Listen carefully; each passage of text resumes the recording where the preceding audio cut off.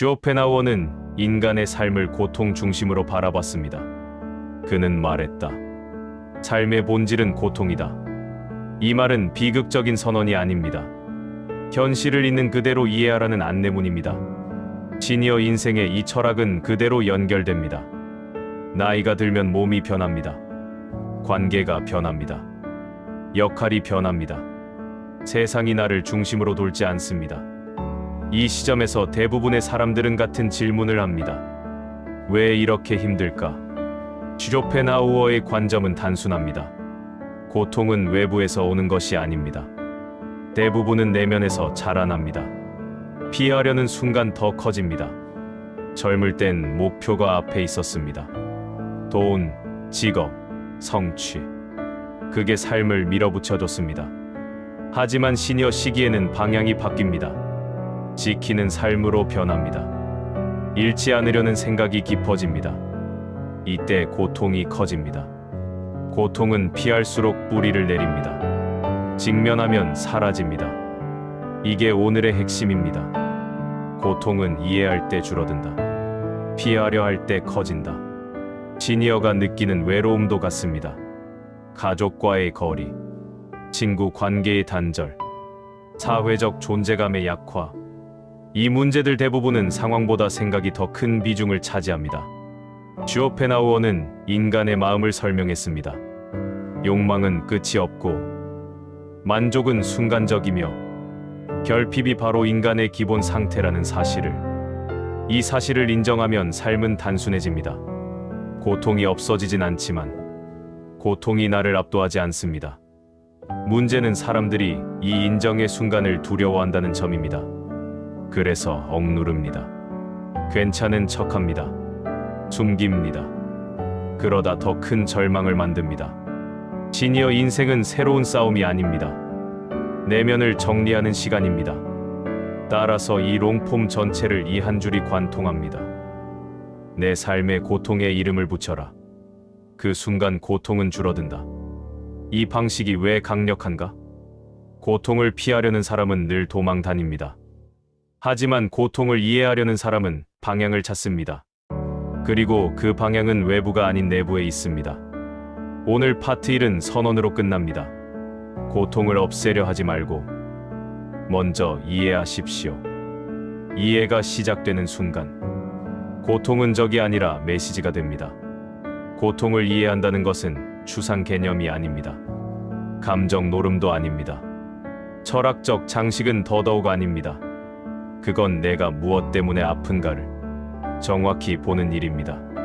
쇼펜하우어는 말했다. 고통은 욕망에서 생긴다.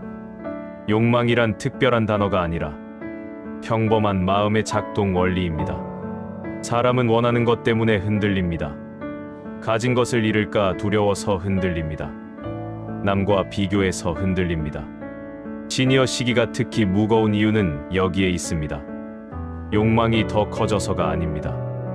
욕망의 종류가 변했기 때문입니다. 젊을 때는 미래를 바랐습니다. 이제는 과거를 바라고 있습니다. 그리움이 욕망이 됩니다.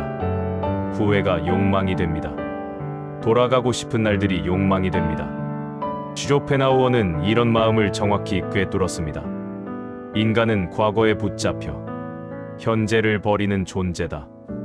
이 말은 나이를 먹는 순간 더 뼈아프게 파고듭니다. 왜냐하면 시니어는 이미 많은 것을 잃었습니다. 시간, 체력, 관계, 역할, 기회. 이 잃어버린 목록을 되돌릴 수 없다는 사실이 가시처럼 남습니다. 문제는 여기입니다. 사람들은 잃어버린 것을 다시 가지려 합니다. 그 과정에서 고통이 커집니다. 되돌릴 수 없는 것을 되돌리려는 마음이 고통입니다. 쇼펜하우어식 해결은 단순합니다. 잃은 것을 인정하라. 이 문장은 차갑습니다. 상처가 납니다. 하지만 사실입니다. 시니어의 삶에서 가장 큰 해방은 인정에서 시작됩니다. 잃어버린 젊음은 인정하십시오. 잃어버린 관계는 인정하십시오. 잃어버린 기회도 인정하십시오. 인정은 패배가 아닙니다. 인정은 출발입니다. 인정의 순간, 고통은 방향을 잃습니다. 왜냐하면 고통은 저항을 먹고 자라기 때문입니다. 이 파트의 핵심 결론은 하나입니다. 과거를 붙잡는 마음이 고통을 키운다. 과거를 인정하는 마음이 고통을 약화시킨다. 시니어가 지금 느끼는 괴로움의 70%는 잃어버린 시간에 대한 애착입니다. 그러나 잃었다는 사실을 이해하면 가질 수 있는 것이 보입니다. 남아있는 체력, 남아있는 하루, 남아있는 관계, 남아있는 선택. 고통을 줄이는 힘은 미래가 아니라 지금에 있습니다.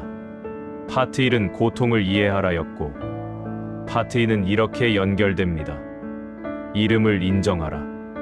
그 순간 현재가 열린다. 고통을 이해하고 이름을 인정했다면 다음 단계는 단순합니다. 현실을 선택하는 것입니다. 쇼펜하우어는 말했다. 행복은 외부가 아니라 태도에서 나온다. 시니어가 흔히 하는 착각이 있습니다. 행복은 환경이 만들어준다고 믿는 생각입니다. 건강이 좋아야 한다. 돈이 있어야 한다. 관계가 원만해야 한다. 가족이 나를 챙겨야 한다. 하지만 이 네 가지 조건을 모두 가진 사람조차 불행합니다. 왜냐하면 행복은 조건이 아니기 때문입니다. 행복은 해석입니다. 이게 쇼펜하우어 철학의 핵심 중 하나입니다. 시니어에게 이것은 잔인한 진실일 수 있습니다. 환경을 바꾸는 힘은 줄어듭니다. 몸은 예전 같지 않고 돈을 벌 기회도 줄고 주변 사람은 줄어듭니다. 그런데 바로 이 지점에서 철학이 필요해집니다. 환경이 줄어들수록 태도의 힘은 커지기 때문입니다. 태도란 무엇입니까? 오늘 하루를 해석하는 선택입니다. 같은 상황도 다른 해석을 통해 다른 결과를 만듭니다. 시니어가 고통만 느끼는 삶으로 가는 이유는 환경 때문이 아닙니다. 해석이 과거형이기 때문입니다. 과거로 해석하면 현재는 비극입니다. 미래는 불안입니다. 그러나 현재로 해석하면 삶은 아직 움직입니다.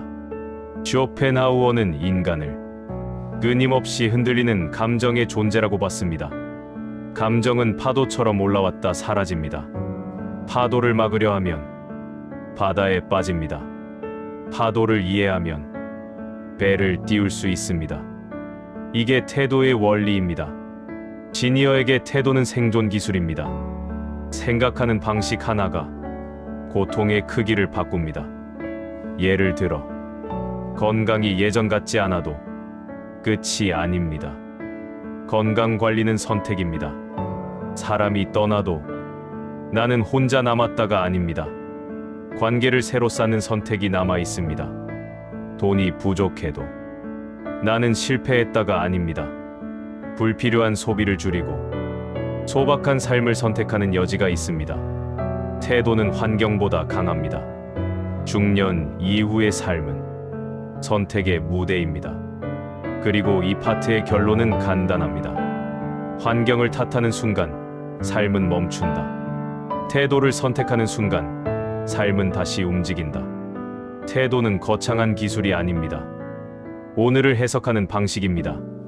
슬픔을 슬픔으로만 해석하면 인생은 어둡습니다. 하지만 슬픔을 나는 아직 느낀다로 해석하면 그것은 살아있다는 증거가 됩니다. 쇼펜하우어는 여기에 집중했습니다. 해석을 바꾸는 힘, 의식을 바꾸는 힘, 스스로를 바라보는 시각.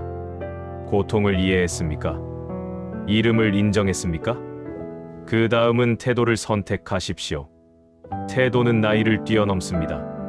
태도는 상황을 넘어섭니다. 태도는 사람을 다시 일으킵니다. 이 파트는 선언으로 끝납니다. 환경보다 태도를 선택하라. 그게 시니어가 가질 수 있는 가장 큰 힘이다. 고통을 이해했습니다. 이름을 인정했습니다. 태도를 선택했습니다. 그러면 다음은 관점의 이동입니다. 쇼펜하우어는 인간을 이렇게 보았습니다. 사람은 자신을 중심에 두고 세상을 해석한다. 이 관점은 젊을 때는 유리합니다. 자신을 밀어붙일 힘이 있기 때문입니다. 하지만 시니어에게는 독이 됩니다. 왜냐하면 인생의 후반부는 나를 중심에 두면 외로워지기 때문입니다. 시니어가 가장 크게 겪는 감정, 그것은 상실이 아닙니다. 고립감입니다. 몸이 불편해지면 바깥으로 나가는 횟수가 줄어듭니다. 일에서 물러나면 인정받는 경험이 줄어듭니다. 관계가 줄어들면 이야기를 나눌 사람이 사라집니다. 그 빈틈을 나만 이런가? 라는 관점이 파고듭니다. 하지만 현실은 다릅니다. 누구나 같습니다. 고통은 개인적이지만 원리는 보편적입니다. 쇼펜하우어의 통찰은 여기에 있습니다. 세상은 너를 위해 존재하지 않는다. 그러나 너도 세상을 짊어질 필요는 없다. 이 문장은 시니어에게 큰 해방감을 줍니다. 관점을 바꾸면 고통도 방향을 잃습니다. 예를 들어 과거의 선택을 후회할 수 있습니다. 그 선택 때문에 지금의 현실이 만들어졌다고 느낍니다. 하지만 관점을 바꾸면 이렇게 보입니다. 그 선택이 없었으면 지금의 성숙도 없었을 것이다. 자녀 관계도 마찬가지입니다. 기대를 걸면 실망합니다. 기대를 버리면 이해가 생깁니다. 경제 문제도 같습니다. 부족을 탓하면 절망합니다. 남아있는 것을 보면 감사가 생깁니다. 관점은 현실을 바꾸지 않습니다. 그러나 현실의 무게를 바꿉니다. 시니어에게 가장 필요한 질문은 이것입니다. 나는 무엇을 보고 있는가? 병이 보입니까? 아직 움직이는 몸이 보입니까? 고독이 보입니까? 혼자서도 할 수 있는 자유가 보입니까? 과거가 보입니까? 아직 남은 하루가 보입니까? 관점 하나가 인생 전체를 다시 씁니다. 쇼펜하우어는 철학을 통해 관점의 중요성을 설명했습니다. 그가 본 인간은 욕망을 줬다가 고통을 키우는 존재였습니다. 하지만 관점을 바꾸면 욕망의 파도는 약해집니다. 이 파트의 결론은 단순합니다. 관점을 바꿔라. 그러면 같은 인생이 다른 얼굴을 보인다. 관점 없는 인생은 무거운 짐입니다. 관점이 생기면 짐의 무게가 달라집니다. 이제 시니어 인생의 다음 단계는 명확합니다. 고통을 줄이는 길은 환경, 과거, 조건이 아니라 관점입니다. 그리고 우리는 파트 5에서 그 관점을 실천으로 연결할 것입니다. 관점을 바꾸었다면 이제 중요한 단계가 남습니다. 기대를 재구성하는 일입니다. 시니어 인생에서 가장 큰 고통은 고독이 아닙니다. 실패도 아닙니다. 가난도 아닙니다. 가장 큰 고통은 기대가 현실을 앞설 때 생깁니다. 쇼펜하우어는 말했다. 기대는 인간을 불행으로 이끈다. 그는 인간이 불행한 이유를 환경에서 찾지 않았습니다. 욕망과 기대에서 찾았습니다. 기대는 결국 현실에 대한 요구입니다. 시니어의 삶을 무너뜨리는 요구는 이런 것들입니다. 내 자식은 나를 챙겨야 한다. 내 몸은 아직 건강해야 한다. 내 친구들은 변하지 말아야 한다. 세상은 더 공정해야 한다. 이 네 가지 기대는 대부분 충족되지 않습니다. 그래서 고통이 생깁니다. 기대가 없으면 인생은 텅 비게 됩니다. 그러나 기대가 과하면 인생은 무너집니다. 따라서 필요한 것은 기대의 재구성입니다. 현실에 맞춘 기대, 나이에 맞춘 기대, 관계에 맞춘 기대, 상황을 고려한 기대. 이를 이해하면 고통은 낮아집니다. 예를 들어 자녀에게 기대를 낮추면 감사할 일이 생깁니다. 건강에 대한 기대를 조정하면 움직일 수 있는 몸에 감사하게 됩니다. 관계에 대한 기대를 낮추면 작은 대화에도 만족을 느낍니다. 기대의 과잉이 인생을 무너뜨립니다. 기대의 조절이 인생을 지킵니다. 쇼펜하우어는 결핍을 강조했지만 그 결핍이라는 단어는 비극이 아니라 현실을 정확히 보라는 말이었습니다. 시니어에게 이 말은 무겁게 적용됩니다. 기대는 젊을 땐 동력이었지만 나이가 들면 짐이 됩니다. 젊을 때의 기대는 미래를 움직였습니다. 그러나 시니어의 기대는 과거를 붙잡습니다. 그래서 고통이 커집니다. 이 파트의 결론은 간단합니다. 기대를 줄이면 삶이 넓어진다. 기대를 조절하면 마음이 가벼워진다. 기대를 내려놓는다는 말은 아무것도 바라지 말라는 뜻이 아닙니다. 현실보다 앞서 나가지 말라는 뜻입니다. 시니어 인생에서 현실 속에서 느끼는 기쁨은 작은 순간에서 나옵니다. 작은 산책, 따뜻한 차 한 잔, 짧은 대화, 고요한 저녁.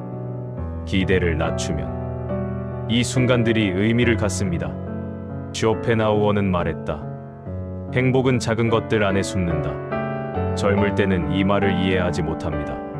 시니어가 되어야 이해할 수 있습니다. 기대가 멀리 있을수록 인생은 피곤해지고 기대가 가까이 있을수록 인생은 따뜻해집니다. 마지막 문장은 이렇습니다. 기대를 줄이십시오. 그러면 삶이 남습니다. 기대를 낮추었다면 이제 남는 것은 관계의 정리입니다. 시니어 인생에서 고통의 절반은 관계에서 옵니다. 외로움도 관계 문제입니다. 스트레스도 관계 문제입니다. 후회도 관계 문제입니다. 쇼펜하우어는 인간관계를 깊이 파헤쳤습니다. 그는 말했다. 대부분의 갈등은 인간이 서로를 이해하지 못하기 때문에 생긴다. 그러나 시니어에게 중요한 점은 이 철학이 현실적으로 해석되어야 한다는 것입니다. 사람 사이의 이해는 노력으로 완성되지 않습니다. 상황이 다르고 성격이 다르고 가치관이 다르고 삶이 다릅니다. 다른 사람과 부딪히는 것은 당연한 일입니다. 문제는 이 당연함을 우리가 인정하지 않는다는 데 있습니다. 시니어는 이렇게 생각합니다. 평생 알고 지낸 사이인데 왜 저럴까? 그러나 현실은 이렇습니다. 평생 알고 지낸 사이였기 때문에 오히려 갈등이 깊습니다. 관계를 오래 유지했다는 사실은 친밀함이 아니라 기대의 누적입니다. 그리고 기대의 누적은 실망의 누적을 낳습니다. 따라서 시니어가 평온해지려면 관계를 정리해야 합니다. 무조건 줄이라는 말이 아닙니다. 중요한 관계와 소모적 관계를 구분하라는 의미입니다. 소모적 관계는 마음을 갉아먹습니다. 계속해서 설명해야 하는 관계, 눈치를 봐야 하는 관계, 존재가 불편해지는 관계, 표면적으로만 이어지는 관계. 이 네 가지 관계는 시니어 시기의 독입니다. 반면 중요한 관계는 질문 하나면 확인됩니다.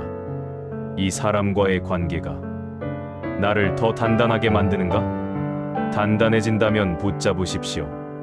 지치게 한다면 놓아야 합니다. 관계를 줄이면 고독해질 것 같습니까? 쇼펜하우어는 이렇게 말했습니다. 고독은 고통이 아니다. 고독을 두려워하는 마음이 고통이다. 시니어에게 가장 무거운 감정은 외로움이 아니라 관계에 대한 두려움입니다. 그러나 고독은 자유를 줍니다. 혼자 있는 시간은 생각을 깊게 만듭니다. 마음을 비웁니다. 욕망을 약하게 만듭니다. 갈등을 줄입니다. 사회는 넓은 인간관계를 성공이라 말하지만 시니어에게 성공은 편안한 인간관계입니다. 관계를 잃는 것이 실패가 아닙니다. 필요 없는 관계를 붙잡는 것이 실패입니다. 이 파트의 핵심 문장은 하나입니다. 사람을 줄이면 마음이 남는다. 관계를 비우면 평온이 생긴다. 관계를 잃는 시기는 끝이 아닙니다. 오히려 새로운 인간관계를 다시 선택할 수 있는 시작점입니다. 시니어는 이 시작점을 두려워하지 않아야 합니다. 하고 싶지 않은 만남을 줄이고 의미 없는 대화를 덜어내고 마음을 진짜로 나눌 사람만 남기십시오. 그렇게 할 때 고통은 급격히 줄어듭니다. 관계를 정리했다면 이제 남는 단계는 욕망의 약화입니다. 쇼펜하우어 철학의 중심은 욕망입니다. 그는 인간을 욕망하는 존재로 규정했습니다. 욕망이 커질수록 고통도 커진다고 보았습니다. 시니어 인생에서 욕망은 형태를 바꿉니다. 젊을 때의 욕망은 상승 욕망입니다. 가지고 싶고, 오르고 싶고, 더 이루고 싶습니다. 하지만 시니어의 욕망은 복구 욕망입니다. 잃은 것을 되찾고 싶습니다. 시간을 되돌리고 싶습니다. 과거의 자존감을 되찾고 싶습니다. 사라진 체력을 되돌리고 싶습니다. 이 복구 욕망이 고통을 크게 만듭니다. 왜냐하면 되돌릴 수 없는 것을 원할수록 현재가 무너지기 때문입니다. 쇼펜하우어가 말한 진실은 잔인합니다. 대부분의 욕망은 충족되지 않는다. 하지만 그는 또 이렇게 말했습니다. 욕망의 크기를 줄이면 행복의 크기는 커진다. 시니어 인생의 고통 대부분은 아직 더 가져야 한다는 생각 때문에 늘어납니다. 집이 더 컸으면, 돈이 더 많았으면, 명예가 더 높았으면, 가족이 더 완벽했으면. 하지만 이 네 가지는 끝이 없습니다. 욕망을 키우면 고통은 끝없이 자랍니다. 욕망을 줄이면 고통은 빠르게 사라집니다. 욕망을 줄이는 가장 쉬운 방법은 비교를 멈추는 것입니다. 동년배와 비교하면 자존감은 떨어집니다. 자녀와 비교하면 실망이 생깁니다. 건강을 비교하면 좌절이 생깁니다. 시니어에게 비교는 독입니다. 욕망을 줄인다는 말은 원하지 말라는 뜻이 아닙니다. 얻으려는 방향을 현실에 맞추라는 뜻입니다. 예를 들어 걷는 것, 이건 운동입니다. 건강 관리입니다. 몸과 마음을 지키는 일입니다. 하지만 많은 사람들은 걷는 것만으로는 부족하다고 생각합니다. 뛰어야 하고 헬스장에 가야 하고 완벽해야 한다고 생각합니다. 이 생각이 욕망입니다. 시니어의 몸은 조금씩 무너집니다. 이건 자연입니다. 그런데도 젊을 때의 몸으로 살려고 하면 고통이 생깁니다. 쇼펜하우어의 철학은 지금의 자기 자신을 인정하라는 말입니다. 욕망을 줄이면 평온이 생기고 평온이 생기면 삶이 가벼워집니다. 이 파트의 핵심 결론은 하나입니다. 되돌릴 욕망을 버려라. 남아있는 삶이 선명해진다. 시니어는 이제 쌓을 나이가 아닙니다. 정리할 나이입니다. 욕망을 줄이면 관계가 정돈되고 생각이 맑아지고 삶이 편안해집니다. 그리고 무엇보다 고통이 줄어듭니다. 욕망이 줄어드는 순간 고통도 약해진다는 사실. 이것이 쇼펜하우어의 관점입니다. 욕망을 줄였다면 다음에 남는 것은 책임의 회수입니다. 쇼펜하우어 철학에서 고통과 자유는 연결되어 있습니다. 고통을 인정하면 자유가 생기고 자유를 얻으려면 책임을 되찾아야 합니다. 시니어 인생을 흔드는 가장 치명적 심리는 책임을 외부로 넘기는 마음입니다. 자녀 탓, 배우자 탓, 세상 탓, 운명 탓, 나이 탓, 건강 탓, 시대 탓. 이 탓하기가 마음을 약하게 만듭니다. 쇼펜하우어는 말했다. 자신에게 일어난 일은 자신이 어떻게 받아들이는가에 달려있다. 이 문장을 시니어 관점으로 재해석하면 이렇게 됩니다. 과거는 바꿀 수 없지만 해석은 지금 바꿀 수 있다. 책임이란 죄를 뒤집어 쓰라는 뜻이 아닙니다. 책임이란 힘을 되찾으라는 뜻입니다. 고통 앞에서 책임을 회수하면 마음이 강해집니다. 책임을 외부에 두면 평생 피해자가 됩니다. 피해자 역할은 달콤합니다. 책임이 없으니까, 잘못해도 괜찮으니까, 노력하지 않아도 되니까. 그러나 이 달콤함은 삶을 망칩니다. 피해자의 마음은 항상 누군가를 향합니다. 누가 나에게 상처를 줬다. 누가 나를 외롭게 했다. 누가 나를 버렸다. 이 생각을 붙잡는 순간 시니어 인생은 멈춥니다. 고통을 이해하는 사람은 이런 질문을 하지 않습니다. 왜가 아니라 어떻게 살까? 라고 묻습니다. 책임을 가진 사람은 미래를 선택합니다. 책임을 잃은 사람은 과거에 갇힙니다. 책임은 인생을 다시 움직이는 첫 단추입니다. 시니어에게 이 단추는 더 무겁습니다. 왜냐하면 남이 만들어주는 삶의 단계는 지났기 때문입니다. 쇼펜하우어는 인생의 대부분을 혼자 생각하며 살았습니다. 그는 군중 속에서 자유를 찾지 않았습니다.